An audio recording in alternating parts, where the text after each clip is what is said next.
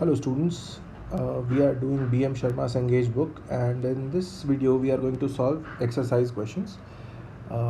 35 तक हमने previous videos में कर लिया है, so here we'll be solving beyond that. So 36 से शुरू करते हैं. Question आपके सामने है. 3 इनफाइनाइट वायर्स आप इमेजिन करेंगे, ठीक है ना. ये थोड़ा इंपॉर्टेंट है कि आपकी इमेजिनेशन है इसमें यूज़फुल इस क्वेश्चन में. एक वायर तो एक्स एक्सिस ऐसा जाएगा, ये एक्स, एक ऊपर जाएगा वाई, और एक जेड एक्सिस, जेड इधर है ना, ये जेड है. तो 3 वायर्स हैं जो कि ऐसे इनफाइनाइट वायर्स ही मान लें आप, और तीनों एक दूसरे को ओरिजिन पे कट कर रहे हैं. अब सोच के देखिए, इन्होंने बोला है कि एक पॉइंट चुनना है. ये पॉइंट जो ए पे है, यहाँ देखिए ना, क्वेश्चन पढ़िए ना, A due to the 3 infinitely long line of charges. यहाँ पे आपको इलेक्ट्रिक फील्ड क्वेश्चन में पूछा है, बताना पड़ेगा. इलेक्ट्रिक फील्ड वेक्टर बताना पड़ेगा. सो आई जे के का टर्म तो है ही. हर एक वायर पे, यहाँ देख सकते हैं आप, हर एक वायर पे लैम्डा इस पे भी है, लैम्डा इस पे भी है, लैम्डा इस पे भी है, तीनों पे ही लैम्डा. लैम्डा का मतलब क्या है? लैम्डा कूलम्स पर मीटर. ये लीनियर चार्ज डेंसिटी है. इनफाइनाइट वायर के केस में हम यही लेते हैं. मैंने क्यों बोला विजुलाइज करना ज़रूरी है. किसी एक वायर को अगर आप लेते हैं, जैसे कि ये Z वाले वायर से, इस वायर से, Z वाला वायर ये है ना, इससे कितनी डिस्टेंस पे अगर मैं आपसे पूछता हूँ तो X से कितनी डिस्टेंस पे है? A है. Y वाले से कितनी डिस्टेंस पे है? A है. तो Z वाले से जो इसका डिस्टेंस आएगा, है ना, अगर हम ऊपर से देखें तो मान लो ये X वायर है, मान लो ये Y वायर है, तो Z वायर, ये मोटा जो ब्लू डॉट बना रहा हूँ मैं, ये पेज के अंदर जा रहा होगा ऐसा आपकी स्क्रीन के अंदर, और ये वो पॉइंट है जिसकी हम बात कर रहे हैं. तो यहाँ से डिस्टेंस ए है कि नहीं? यहाँ से भी डिस्टेंस ए है. तो इस डॉट से जो डिस्टेंस ये होगा, ये √2a होगा. We all know that. Diagonal होगा, हाइपोटेनियस भी बोल सकते हैं आप इसको. √2a होगा क्लियरली. और ये वायर पेज के इन एंड आउट है. तो इस पॉइंट पे जो इलेक्ट्रिक फील्ड होगी वो ऐसी होगी. Electric field due to the wire Z, उसका डायरेक्शन हम बता सकते हैं, पर फिलहाल हमें इलेक्ट्रिक फील्ड बतानी है कितनी है. तो आपको पता है ये फॉर्मूला क्या होता है? ये होता है lambda upon 2 pi epsilon not R. R का मतलब यहाँ पे हो जाएगा √2a बाय द वे, क्योंकि डिस्टेंस ही वहाँ से √2a है. ये तो हो गया इसका इलेक्ट्रिक फील्ड. अगर वेक्टर टर्म्स में लिखना चाहते हो तो आई जे भी जोड़ दो. अब इस इलेक्ट्रिक फील्ड के 2 कंपोनेंट्स अगर मैं इधर बना दूँ, ग्रीन से बना रहा हूँ, देखना, इधर वाला और इधर वाला, तो यूनिट वेक्टर अगर लिखोगे तो ये I है, ये J है. तो आई जे में दोनों में 45 बना रहा है कि नहीं है वेक्टर? तो यूनिट वेक्टर के टर्म्स में लिखोगे तो तुम ऐसे करो कि आई कैप cos 45 लिख दो, जे कैप भी cos 45, यानी कि आई जे दोनों में √1/√2 मल्टीप्लाई कर दो. अब ये बन गया इलेक्ट्रिक फील्ड वेक्टर. अब मैं यहाँ पे वेक्टर साइन दे सकता हूँ. ये है आंसर सिर्फ बिकॉज ऑफ Z. आप नोटिस कीजिए, अगर मैं ये वेक्टर वाला सॉल्व कर लूँ तो एक और √2 बाहर आ जाएगा.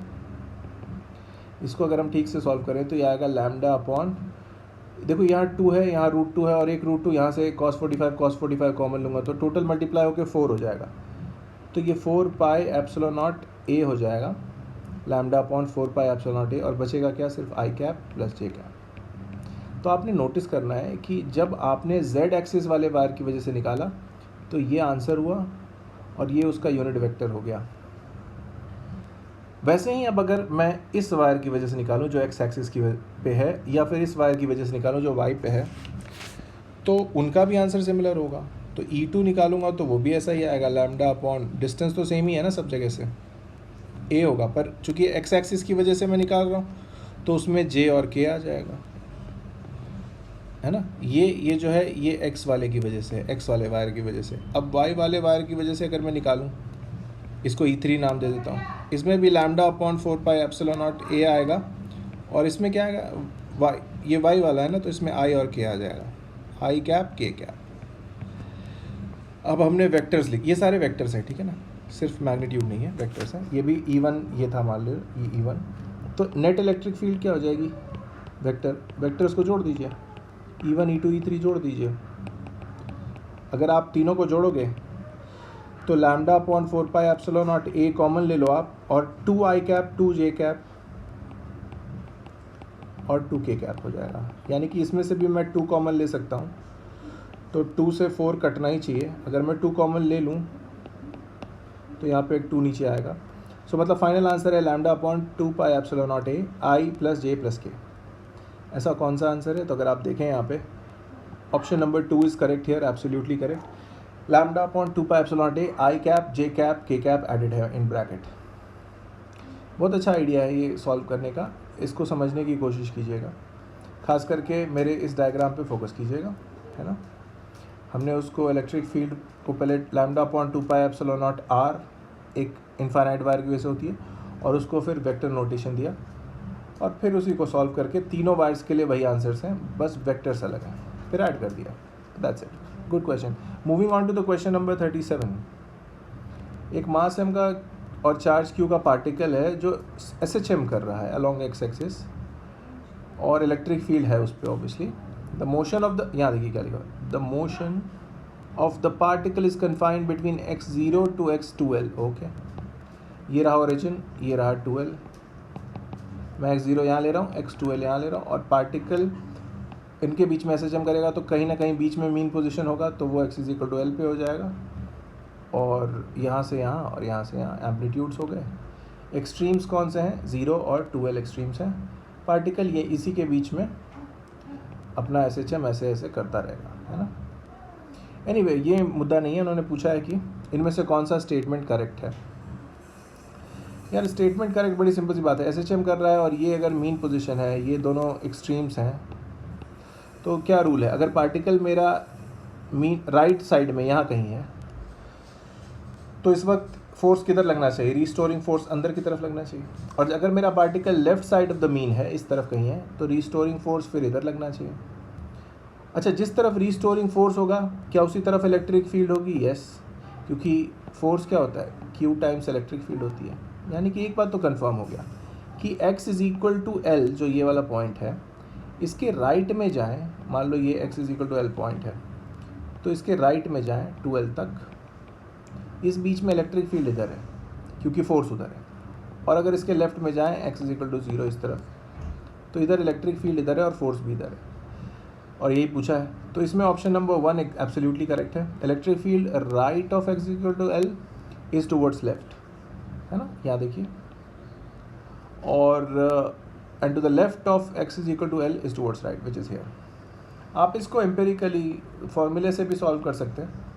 अगर आप कोई ऐसे ही डिस्टेंस ले लें, ओरिजिन इसको मानते हुए, 0 पॉइंट मानते हुए, x डिस्टेंस दूर चले जाएं, यहाँ से x दूर चले जाएं, तो जो फोर्स ऑफ रीस्टोरिंग आएगा वो आएगा, आपको पता है कि वो m ओमेगा स्क्वायर और डिस्टेंस होता है फोर्स, तो आप इसको भी सॉल्व कर सकते हैं। और वो फोर्स क्या होगा? Q इंटू इलेक्ट्रिक फील्ड होगा, which will be equal to minus m omega square. अगर आप ओरिजिन से x डिस्टेंस पे जाएंगे तो मीन से कितनी दूर है आप? x माइनस l दूर है। ये आपकी इक्वेशन हो जाएगी। माइनस इसलिए लगा रहा हूँ क्योंकि ये फोर्स ऑफ रीस्टोरेशन है और वो हमेशा नेगेटिव होता है। और इसी को सॉल्व कर लीजिएगा। अब अगर x को आप l, यहाँ पे x को आप l के बराबर कर दें तो ये 0 हो जाएगा, ब्रैकेट वाला टर्म, यानी कि पूरा का पूरा फोर्स 0 हो जाएगा, यानी कि इलेक्ट्रिक फील्ड 0 आएगी। तो ये बता रहा है कि इलेक्ट्रिक फील्ड इस पॉइंट पे देखिए, जहाँ मैं एरो बना रहा हूँ ब्लू, वहाँ पे इलेक्ट्रिक फील्ड 0 है। उसके राइट जाएंगे तो इलेक्ट्रिक फील्ड लेफ्ट आएगी, उसके लेफ्ट जाएंगे तो इलेक्ट्रिक फील्ड राइट आएगी। इसी इक्वेशन में डाल के देखिए वैल्यूज़ आप, है ना। x को अगर आप 3l/2 करोगे, x को अगर आप ये वाले x को इस इक्वेशन में 3l/2 करके देखना, ठीक है, तो फोर्स आपका इस तरफ आएगा। अगर आप इसी x को l/2 करके देखोगे तो फिर वो पॉजिटिव हो जाएगा पूरा इक्वेशन, यानी कि इस तरफ हो गया। अगर आप x को l/2 करोगे तो नेगेटिव हो जाएगा ना, यानी कि नेगेटिव पूरा का पूरा फोर्स पॉजिटिव हो जाएगा, which is a common sense, हम देख के भी बोल रहे हैं। पर इस इक्वेशन पे थोड़ा खास ध्यान दीजिएगा, इसमें x की वैल्यू को आप वेरी कराओ। आपको पता है कि x is equal to l डाल रहे हो, वहाँ पे 0 आ रहा है, पूरा का पूरा QE पार्ट, मतलब पूरा इक्वेशन 0 हो जाएगा। अब l से बड़ा वैल्यू डालो x का और एक l से छोटा वैल्यू डालो, दोनों बार देखो कि ये जो पूरा टर्म है m ओमेगा स्क्वायर वाला, ये क्या आता है। एक बार पॉजिटिव आ गया, एक बार नेगेटिव आ गया, आंसर अपने आप क्लियर हो गया। आते हैं नेक्स्ट क्वेश्चन पे। It's a beautiful question 38। एक डाइपोल है, आप देख रहे हैं डाइपोल ऐसे रखा गया है, एंगल बना के डाइपोल को रखा गया और वो एक्स एक्सिस के साथ थीटा एंगल बनाता है। डाइपोल मोमेंट पी है और उससे एक थोड़ी दूरी पे there is a point here on which a minus q charge has been kept. ये वाई एक्सिस है आपका ऑफ कोर्स, तो माइनस क्यू यहाँ रख दिया है आपने ओरिजिन पे मान लीजिए, और ये डिस्टेंस डाइपोल के सेंटर से आ रहा है, ये डिस्टेंस आ रहा है। उन्होंने पूछा है कि माइनस क्यू पे the force acting on the minus q charge is, और वो भी एक्स कॉम्पोनेंट ऑफ फोर्स। अच्छा, सबसे इम्पॉर्टेंट, और ये कॉन्सेप्ट बहुत लोग नहीं भी समझते हैं, तो एक बार ध्यान दे दीजिएगा। डाइपोल को आप हमेशा दो पार्ट्स में कॉम्पोनेंट्स की तरह तोड़ सकते हो क्योंकि एक वेक्टर है। तो इस डाइपोल को मैं दो डाइपोल्स कह सकता हूँ, एक इस तरफ वाला horizontal component P cos theta और एक वर्टिकल पी साइन थीटा, और आप इन दोनों को दो डाइपोल मान के अलग अलग ट्रीट कर सकते हैं।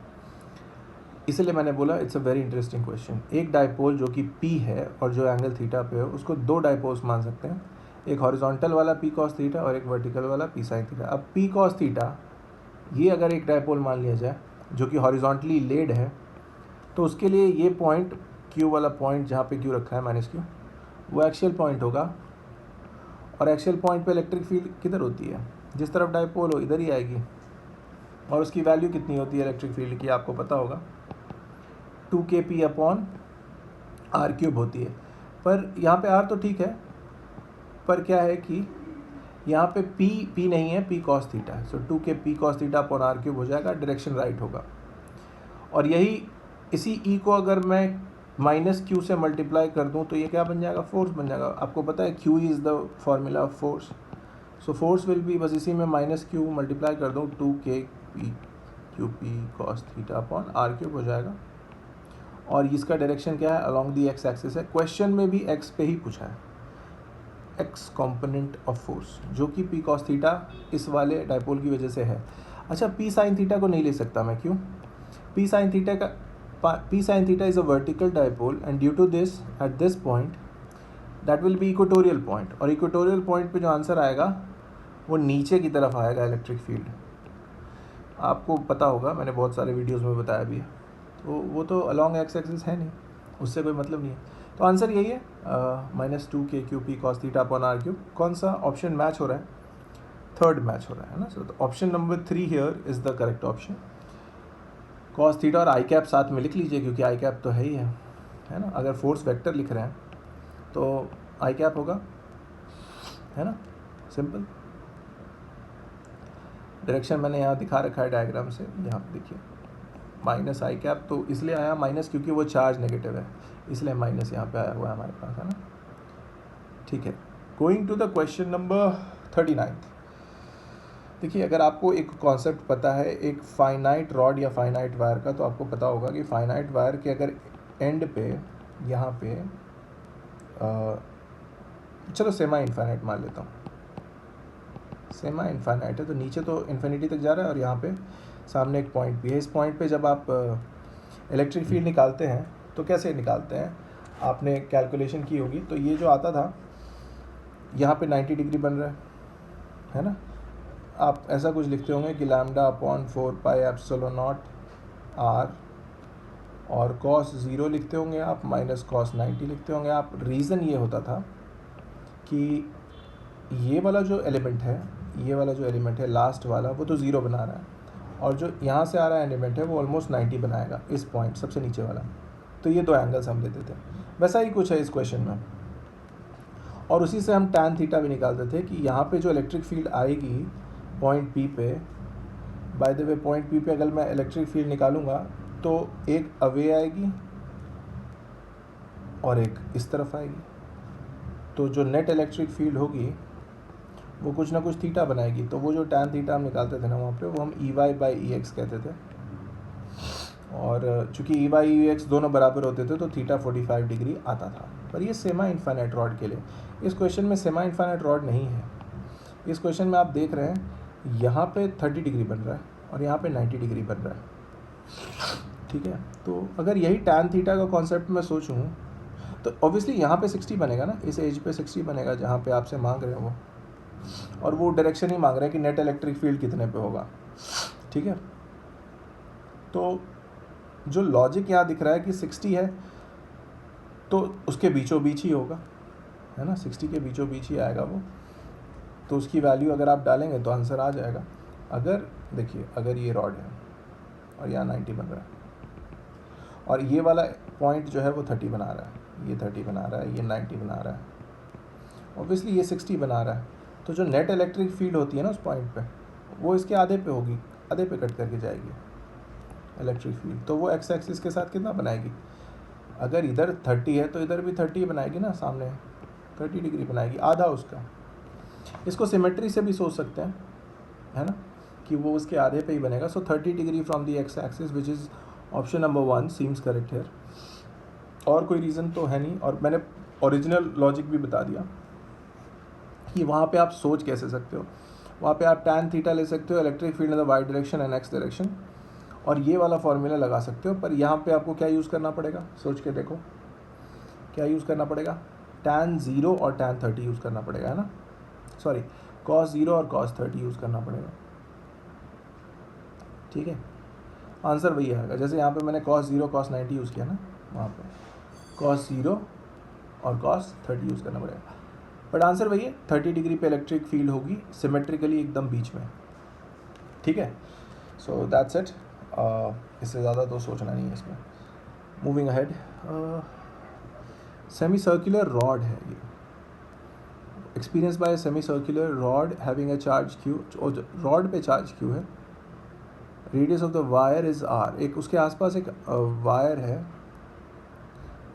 जिसका रेडियस आर है, line of charge with linear density passes through its centre. तो आप डायग्राम तो बड़ा क्लियर है, ये जो डायग्राम आप देख रहे हो इसका थोड़ा टॉप व्यू देखते हैं। अगर हम ऊपर अपनी आँख रखें और देखें तो ऊपर से हमें क्या दिखेगा, ऊपर से हमें दिखेगा ऐसा कुछ, ये रहा वो वायर जिसका रेडियस आर था और जिस पे टोटल चार्ज क्यू था, और इसके सेंटर से एक वायर ऊपर की तरफ आ रही है जो कि इनफाइनाइटली लॉन्ग वायर है। अब मैं उसको ऊपर से देख रहा हूँ तो मुझे एक डॉट दिखेगा सिर्फ, है ना, जिसको मैंने रेड डॉट से बनाया, ठीक है। और बस पूछा है ये कि दोनों के बीच में ओके फोर्स एक्सपीरियंस, यहाँ देखिए ना लिखा हुआ, find the force experienced bye semi circular rod having a charge Q. अब देखा, जितना रॉड वायर पे लगाएगा फोर्स उतना ही वायर रॉड पे लगाएगा फोर्स, तो कोई एक चुन लेते हैं। एक काम करते हैं, इस लाइन से और इस लाइन से, दो लाइंस पहले बना लेते हैं रेफरेंस के लिए। हॉरिजॉन्टल को रेफरेंस लाइन मानते हुए थीटा एंगल पे जाके एक छोटा सा एलिमेंट ले लेते हैं यहाँ पे, एक छोटा सा जिसका अपना एंगल हो डी थीटा। सो ये आर डी थीटा का एलिमेंट हो गया जिसकी साइज़ आर डी थीटा हो गई, और वायर की वजह से इस पॉइंट पे जो इलेक्ट्रिक फील्ड होगी वो पहले पता करते हैं। तो वायर पॉजिटिव है तो इलेक्ट्रिक फील्ड इस तरफ होगी। इलेक्ट्रिक फील्ड की जो वैल्यू है आपको पता है, एक इनफाइनाइट वायर की वजह से कितनी होती है वो lambda upon 2 pi epsilon naught r. अगर डिस्टेंस आर है तो यही होती है।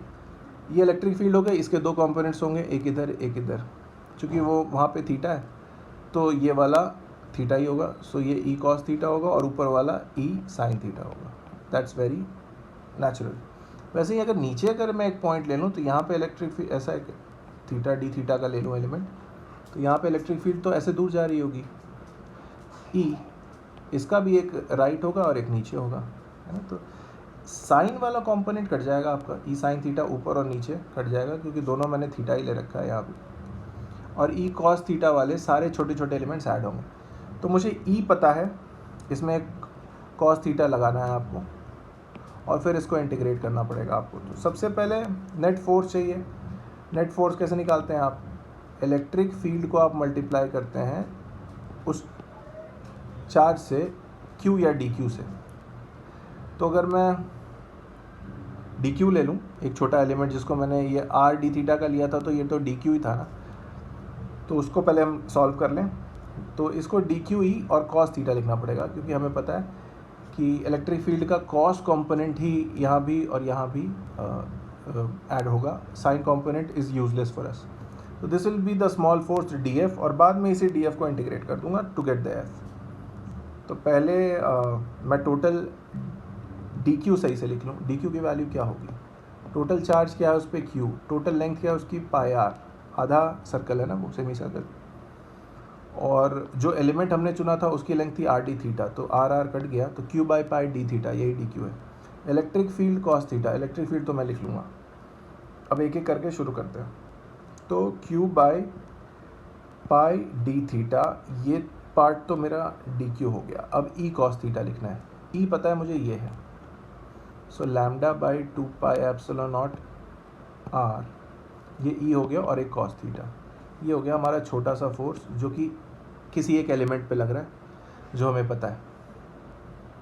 अब ऐसे ऐसे एलिमेंट्स कहाँ से कहाँ तक हैं, तो अगर आप इस हॉरिजॉन्टल लाइन को रेफरेंस लाइन मान लें, इस लाइन को, तो ऊपर चलेंगे ऐसे तो एंगल प्लस पाई बाई 2 ले सकते हैं ऊपर की तरफ आखिरी एलिमेंट का, और उल्टा चलेंगे नीचे तो एंगल फिर माइनस पाई बाई 2 लेना पड़ेगा आपको। So if we are getting the total force, we have to integrate all this equation from minus pi by 2 to plus pi by 2, and that will give you the solution.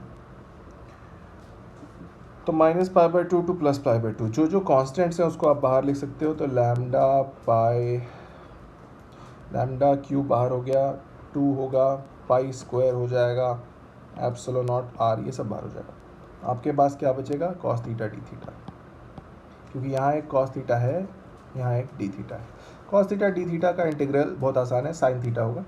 तो मतलब जो constant है वो मैं रहने देता हूँ, पहले साइन थीटा लिख के अगर उसको आप -90 से +90 तक सॉल्व करेंगे तो 1 माइनस माइनस 1 आएगा आपको, सो दैट विल बी 2, और 2 को बस इसमें से मल्टीप्लाई कर दीजिए आप। तो 2 लैम्डा क्यू था, 2 pi square epsilon naught r था, इंटू 2 ही आ रहा है आप लोग, तो 2 कट गया। तो आंसर ही क्या है, सिंपल आ गया, lambda q pi square epsilon naught r, that is our final answer. Direction कोई पूछता है तो हमें पता है ई कॉस थीटा किधर था, है ना, ई कॉस थीटा राइट में था, देखिए यहाँ भी और यहाँ भी दोनों में E cos, so the direction will be towards right, है ना। ये फोर्स लगेगा किस पे, रिंग पे, और अगर वायर पे पूछेंगे तो इतना ही फोर्स लेफ्ट, पर वो सब तो पूछा नहीं आपसे, बस पूछा है कि आंसर क्या है। सो इनमें आंसर 2 सही है, lambda q by pi square epsilon naught r, है ना, that will be the correct answer here. So I think for this video that is sufficient, इतना काफ़ी है। आई होप आपको ये समझ में आया हो। थोड़ा सा इंटीग्रेशन का यूज़ होता है और आगे भी चल के होता रहेगा, so be careful about it. That's it for this video, let's move ahead, आगे के वीडियोज़ में आगे